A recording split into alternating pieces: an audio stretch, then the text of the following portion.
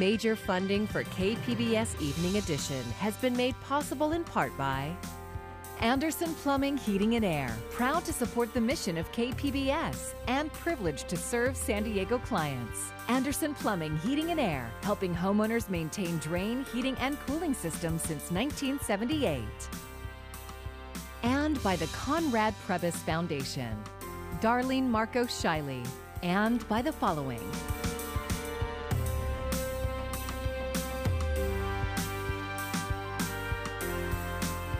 And by viewers like you. Thank you.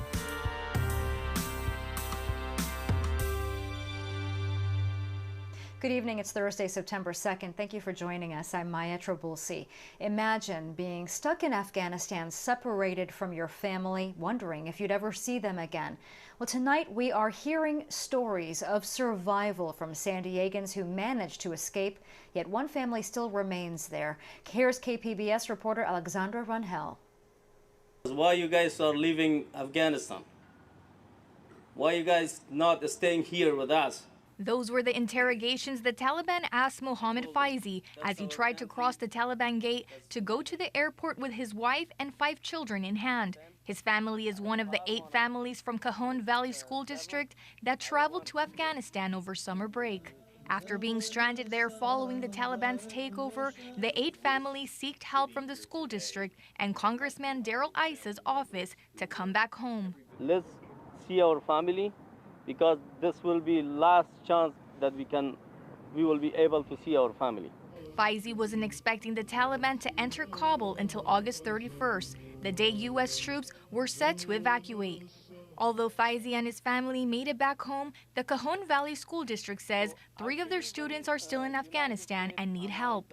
On Thursday, Congressman Issa met with the families he helped bring back and made a call to action. He says hundreds of American citizens and SIV holders remain to be helped. We have a responsibility, having failed to give them a secular democracy that lasted. The Cajon Valley School District Superintendent says they're hoping to soon be reunited with the 3 students that are still in Afghanistan. The families that made it back are grateful, but they ask that the door not be closed to their family and friends at risk. Their life is in danger. They're not staying at one home at a time. They're moving every night to different places. There's going to be a chaos coming. Before these things starts, we have to evacuate them as soon as possible. Alexandra Rangel, KPBS News. The search continues for 5 crew members of the USS Navy helicopter that crashed off the coast of San Diego. One sailor was pulled out of the water after the aircraft went down roughly 60 nautical miles from shore on Tuesday. It happened during routine flight operations off the deck of the USS Abraham Lincoln.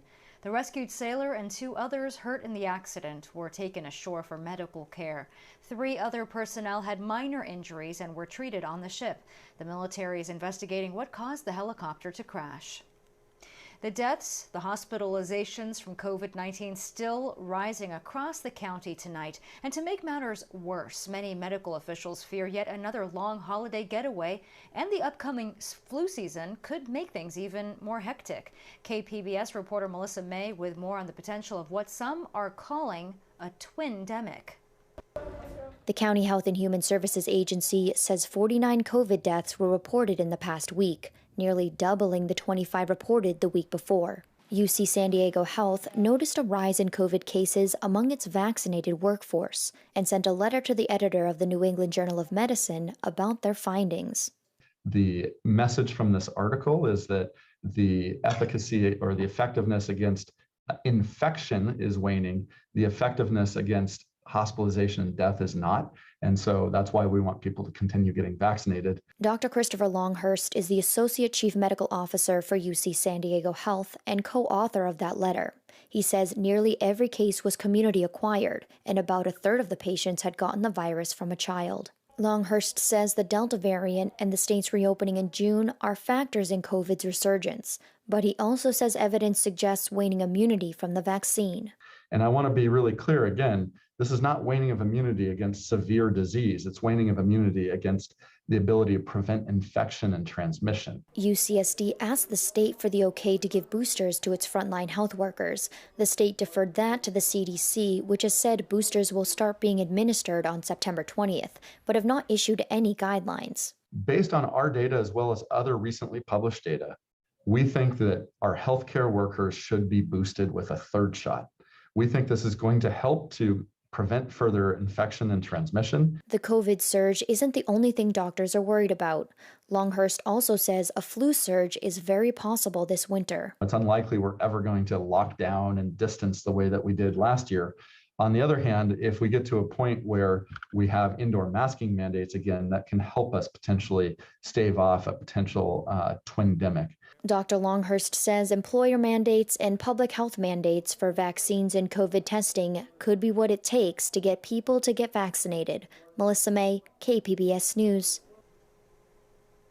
As COVID cases pile up across the country, the CDC has a warning for those thinking about traveling this Labor Day weekend.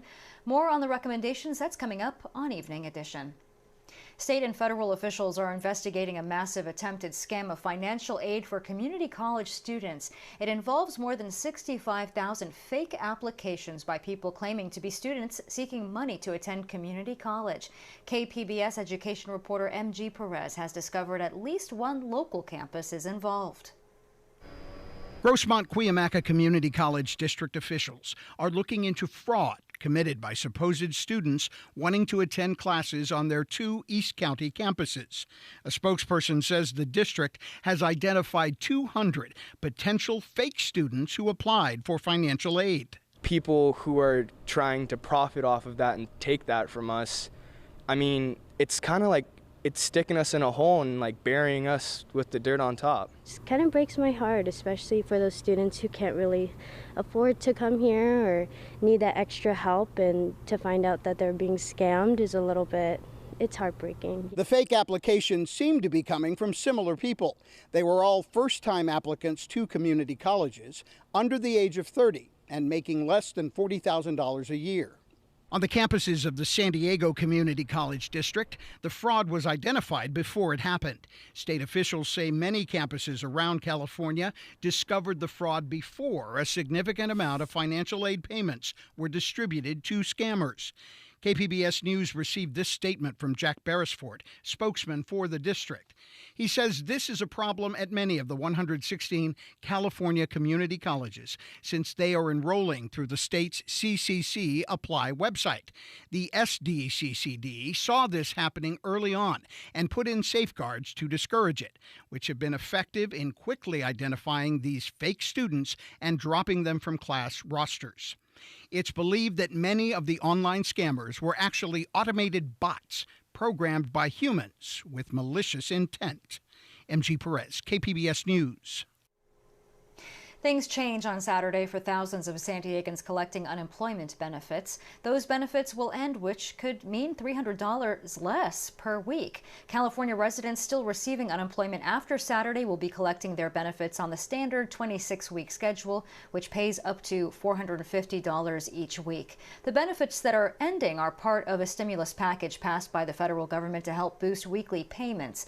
Those payments started at $600 and then dropped to $300. Some business owners have complained that the extra unemployment meant workers earned more to stay home. San Diego County's unemployment rate is 6.9%. The Supreme Court has denied an effort to stop a Texas law banning abortions after 6 weeks. The restrictive ban does not make exceptions for rape or incest and allows for private civil suits against anyone seeking an abortion. Steve Nannis is in Washington with the latest. One of the strictest abortion bans in the nation will remain the law in one of the biggest states in the country. The United States Supreme Court formally denying a request from Texas abortion providers to freeze a state law barring abortions after 6 weeks before many people know they're pregnant. Right now, Roe v. Wade is a dead letter in the state of Texas. In an unsigned opinion, the majority wrote that while the plaintiffs raised, quote, serious questions regarding the constitutionality of the Texas law, they had not met a burden that would allow the court to block it at this time.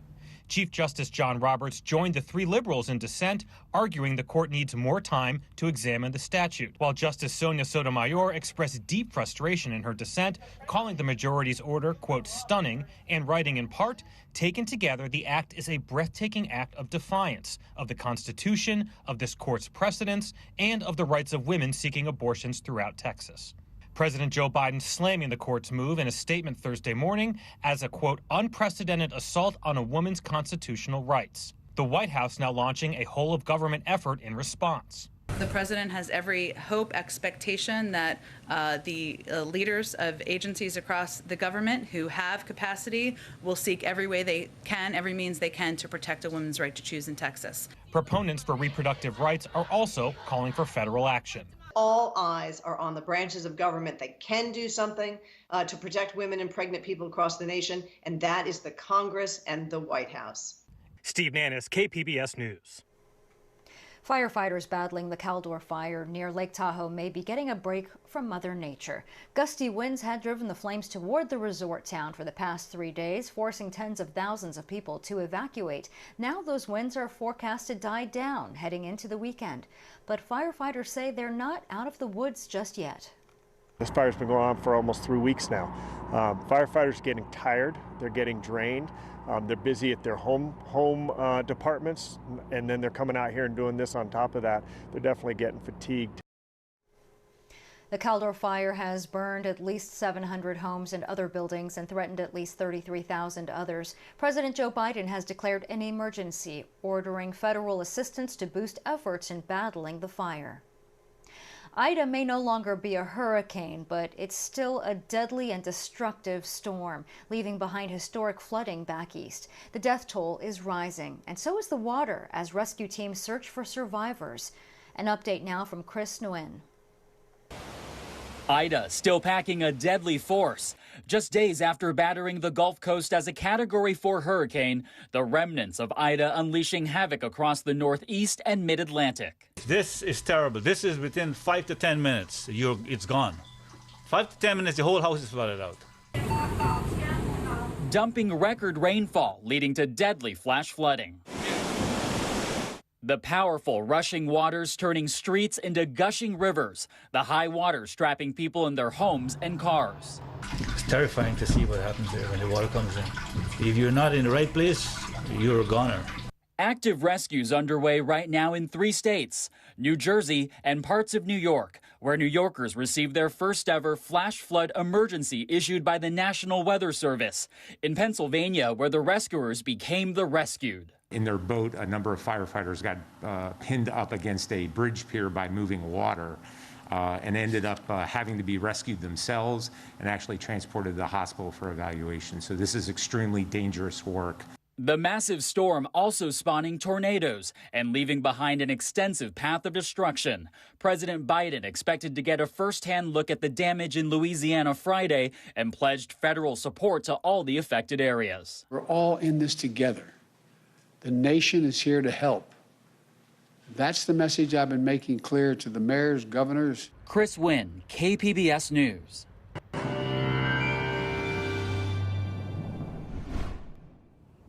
Quiet summer weather continuing. We're staying dry and bright as we head through the days to come.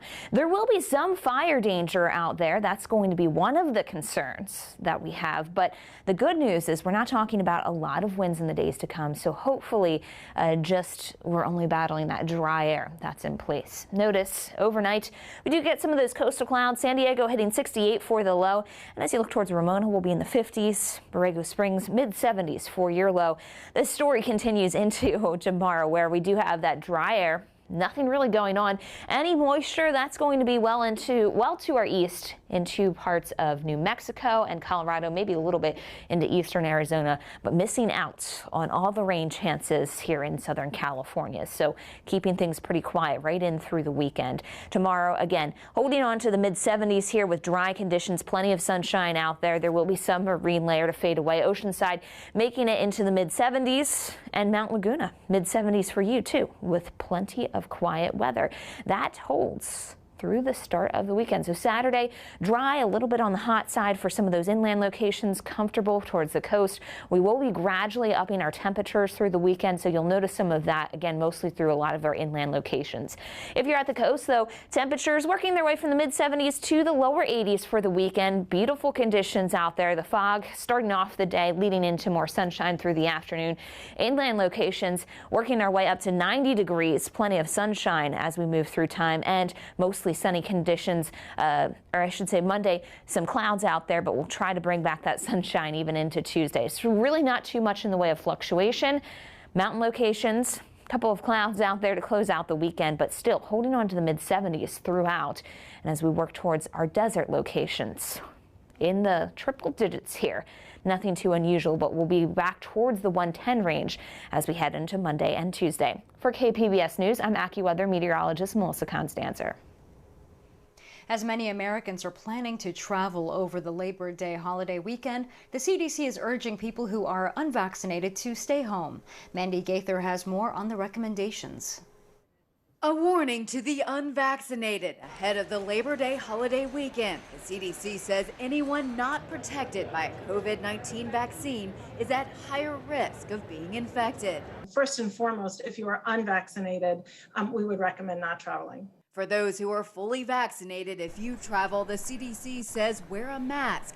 But take into consideration the U.S. is surpassing an average of 160,000 new COVID-19 cases a day. Given where we are with disease transmission right now, we would say that people need to take these risks into their own consideration as they think about traveling. When it comes to gathering with friends and family this holiday weekend, the CDC says staying outdoors with others who are vaccinated will help prevent the spread of COVID-19. When indoors in public, wear a mask, vaccinated or not.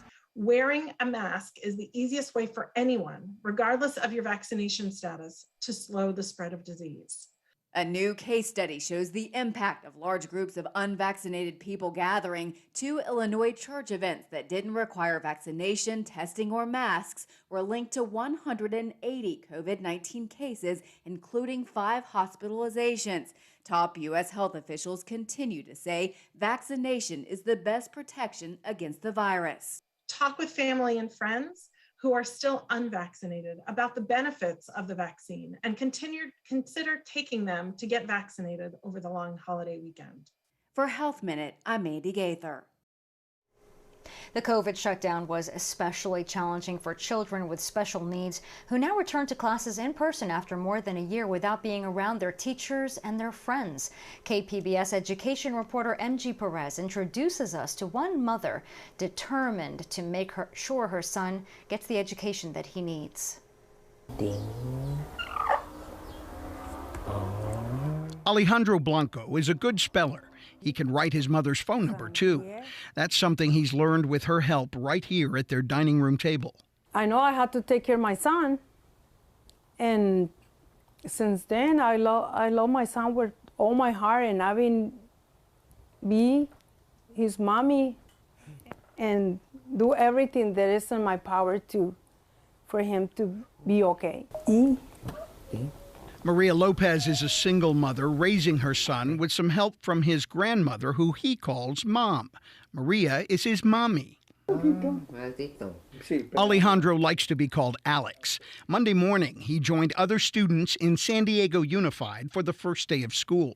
He is now a freshman at Madison High School, and on September 9th, he turns 14 years old. His mother remembers the delight and the distress of the day he was born, when the doctor gave her the news. Me, I was like hoping that he was fine, and I see him. When I saw him, he was so beautiful. He told me that he has Down syndrome. So I always ask God, like, I hope my son, he only had like a little bit. With the Down syndrome diagnosis, Alex has received special education support and therapy throughout his elementary and middle school years. That includes an annual individual education program called an IEP. That's a federal legal document that outlines goals and services for each student with special needs. Regular meetings for parents and teachers are part of the program. The COVID shutdown forced teachers to scramble to hold IEP meetings online or by phone. I think they thought the federal government was going to come in and give them a pass for all of this. Jennifer Rail taught special education for 30 years. Now she's a professional special education advocate who supports parents during IEP meetings with school administrators and teachers. Really, parents just want to know where their kids are at, if they've regressed during this time, if they've made progress with virtual learning. They just want answers. This fall, San Diego Unified is offering online learning through its Virtual Academy program and will also offer a choice of online or in-person IEP meetings. Fine. While Alex made some progress while learning at home, his mother is happy that he's at Madison High School now, where he has friends. I want the best for him. And I know he can learn a lot.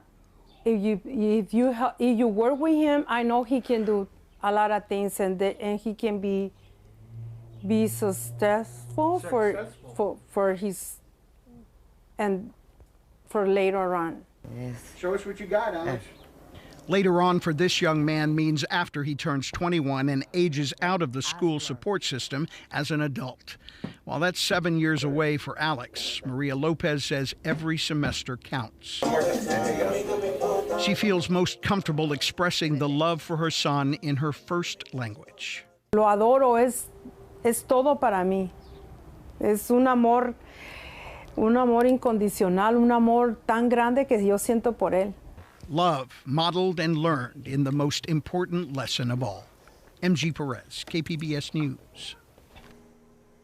A new statewide poll shows Governor Gavin Newsom gaining support in the recall election. The Public Policy Institute of California says 58% of the nearly 1,100 likely voters surveyed recently say they will vote no on the recall. Only 39% said yes. The poll also found 75% of likely Democratic voters saying the outcome is very important. That's contrary to fears that members of Newsom's own party are less engaged than Republicans. More than 553,000 San Diego County voters have already cast their ballots.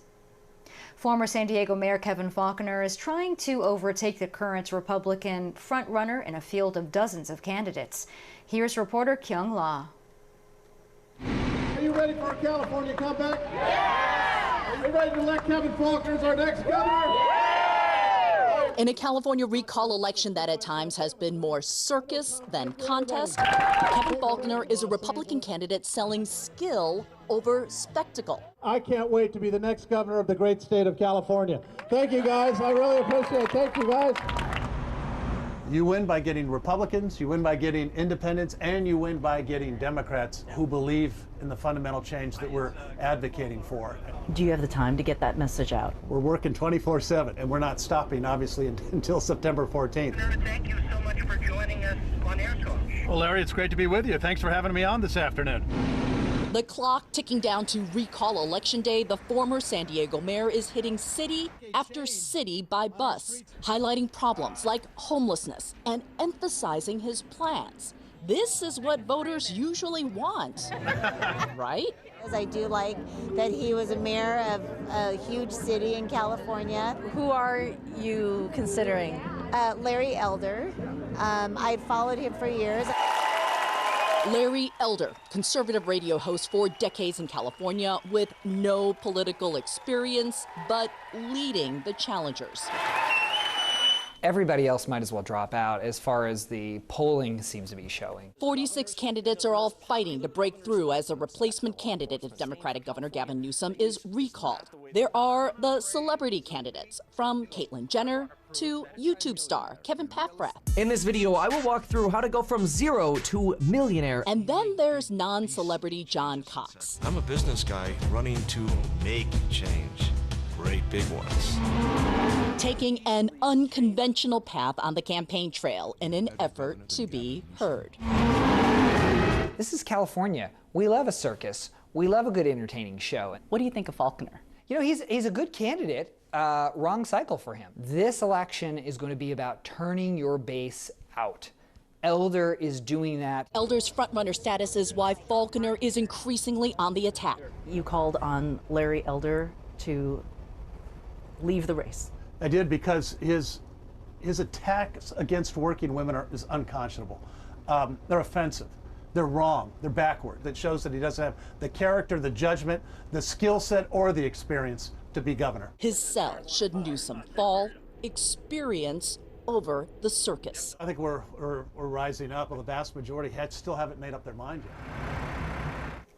And Governor Gavin Newsom will have a high-profile Democratic figure campaigning with him on Saturday. Senator Elizabeth Warren is expected to accompany Newsom to a rally in Los Angeles.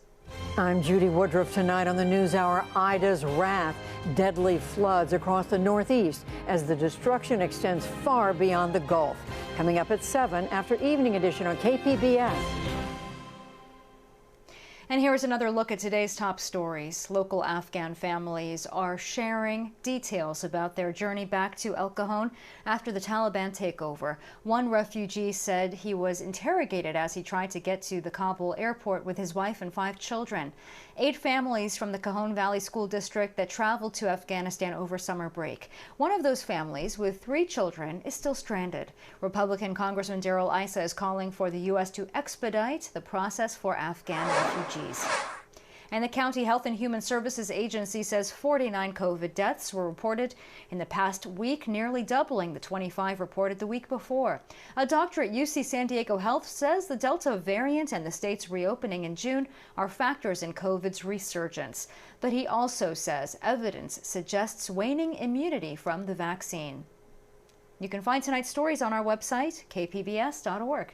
Thanks for joining us. I'm Maya Trabulsi. Major funding for KPBS Evening Edition has been made possible in part by Anderson Plumbing, Heating and Air, proud to support the mission of KPBS and privileged to serve San Diego clients. Anderson Plumbing, Heating and Air, helping homeowners maintain drain, heating, and cooling systems since 1978. And by the Conrad Prebys Foundation, Darlene Marco Shiley, and by the following.